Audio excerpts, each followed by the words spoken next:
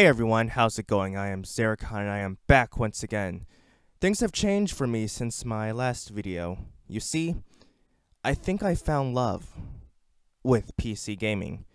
I took part of my first summer I took part of my first Steam summer sale a couple weeks ago, and I must say it was glorious. I was able to buy 9 games, indies and AAA alike, for $20.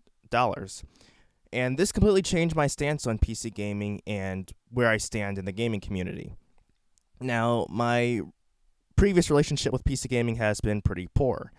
As a young child, when I played on PC, it would be either edutainment games like the Jumpstart series, a couple of Scooby-Doo adventure games that I rage quit early on because I didn't have the patience to think and solve the puzzles, and Star Wars Monopoly. Now, this isn't to mention the hours I spent playing Solitaire, Free Cell, and Pinball. The first incident of disdain I had for PC gaming was when I wanted to play Star Wars Starfighter. After installing it on the old Windows 98 family computer we had, after installing and running it, I got a message saying that the computer could not play it. Now, neither I nor my parents, who bought the game for me, knew about system spec requirements or if a game could run on a computer. So I wouldn't be playing too much on PC anymore, with the exception of online flash games. The next friction with PC actually would not come from gaming, but from music production. I wanted to get a new laptop to use for Magic's Music Maker. Unfortunately, I still wasn't that good with understanding how specs worked. I bought one of those $300 Best Buy basic laptops, thinking that because I was getting 8 gigs of RAM, a 2 gigahertz quad-core processor, and 750 gigs of storage space, I would be quite fine. I didn't understand graphics cards and processors, though. My processors might have had 4 cores, but they were still too weak to handle the software. This incident would further drive a wedge between me and PC gaming, even though I wasn't even gaming on the PC at the time. So, what happens next? Fast forward to 2017. I start dabbling in Steam at the behest of friends of mine who are PC gamers in addition to console gamers. I am reluctant since I believe that I was restricted to keyboard and mouse controls. In addition, like I said before, I'm a console gamer who loves physical media, so the notion of having only digital games is horrible. My one friend helps me search Steam for games and I form a wish list. The time comes for the winter sale and I buy a few games, including Elder Scrolls Oblivion Game of the Year Edition. I wasn't too fond of the keyboard and mouse setup, but it was all I had, and I adapted to it. So, some free Humble Bundle and Steam games later, I began to question my stance on PC gaming. Was it really bad as I thought it was? No.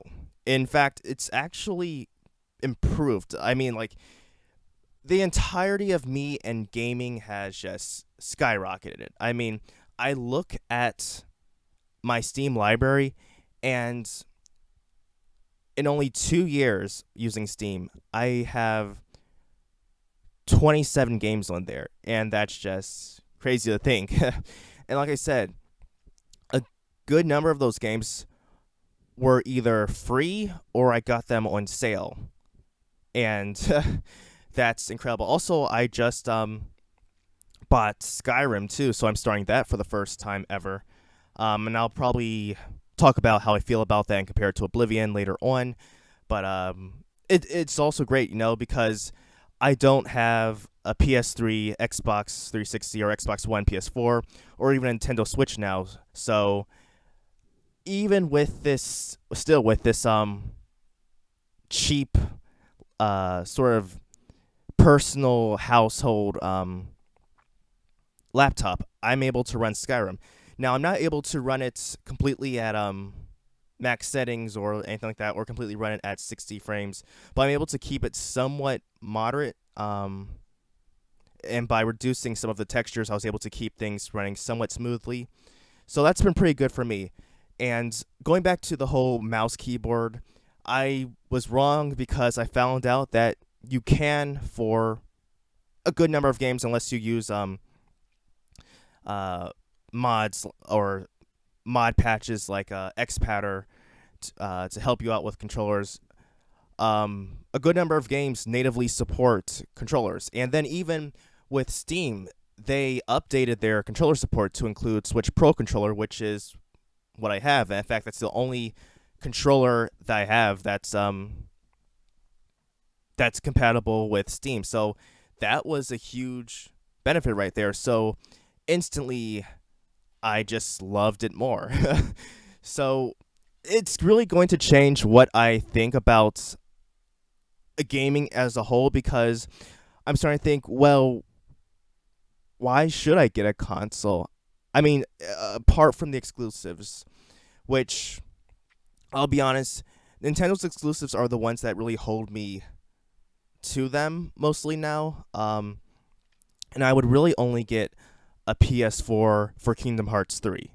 That's really I mean, there are games on there that I would like to play. Like, I would like to play Bloodborne. I'm not too crazy about Uncharted, but I'm willing to give it a go. I played a little bit of Until Dawn at a friend's house, but like I said, Kingdom Hearts 3 is the only reason I would get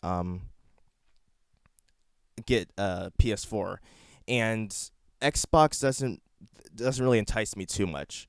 But PC gaming is great, and also the fact that I also have other games on here that aren't directly tied to my Steam account. Like, oh wow, what was it that I got? I got a couple games physically. Well, I mean, I bought Skyrim physically, but you have to have a Steam account and connect it to there and whatnot. Trying to see what else I have in my game catalog. Oh yeah, I also have the first two Elder Scrolls. So you're playing games back from the 90s, and I'm playing that right here on my computer. Granted, I still have to work out some bugs by using a DOSBox to run it. I mean, I'm able to get the game up and running, but sadly, I'm not sure how to get the sound to work in those games. So that's something I have to look at, some information and whatnot. And then I'll also have to look up some information for other games. But considering the fact that I am doing all this stuff on a cheap laptop is incredible. And so that's making me actually consider getting an actual gaming laptop. I mean, I don't have enough space in my room for an actual rig or gaming desktop, so I'm sort of confined with using a laptop for gaming, which isn't a problem for me. I mean, where I am right now, I sort of need to have that portability factor, which is another reason why something like the Switch would be good, since I can take my gaming portably, and for something like that, it would be even better for portability since it's smaller than a laptop.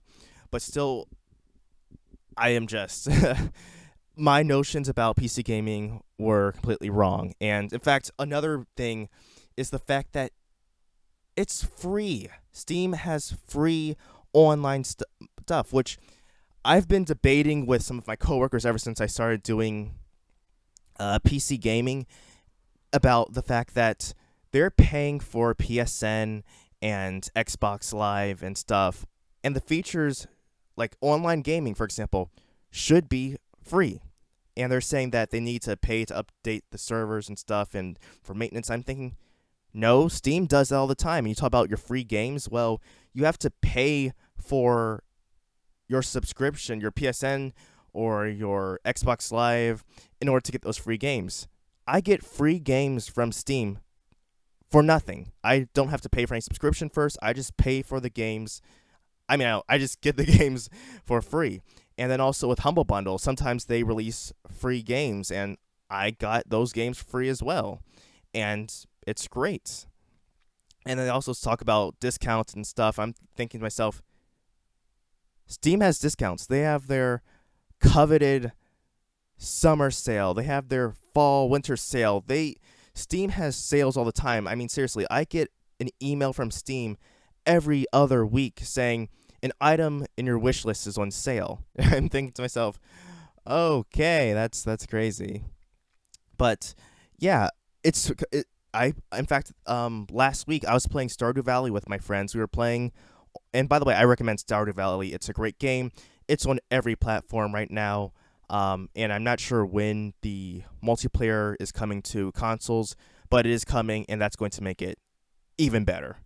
Um, but yeah, I was able to play with them and stuff. And we were having a great time and stuff. We're having that voice chat, which I wish Nintendo would fix, but that's a different subject altogether. But we were able to play, sit down, play Stardew Valley, grow our farm, separate, do things online. And like I said, it was all for free. I didn't have to pay for online. I didn't have to pay anything out of my pocket for these experiences. They were all free.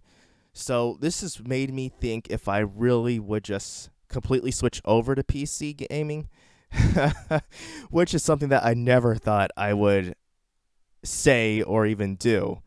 And in a way, I guess that's just a testament of how my experience is. I mean, at my heart, I'm still a console gamer. I'm still that crazy little guy who was playing Nintendo when he was like 6 years old. But I might, have the PC be my dominant platform, and whatever console I get will be secondary. But that's just my experiences. Let me know if you've ever dabbled with PC gaming. Are you a PC gamer?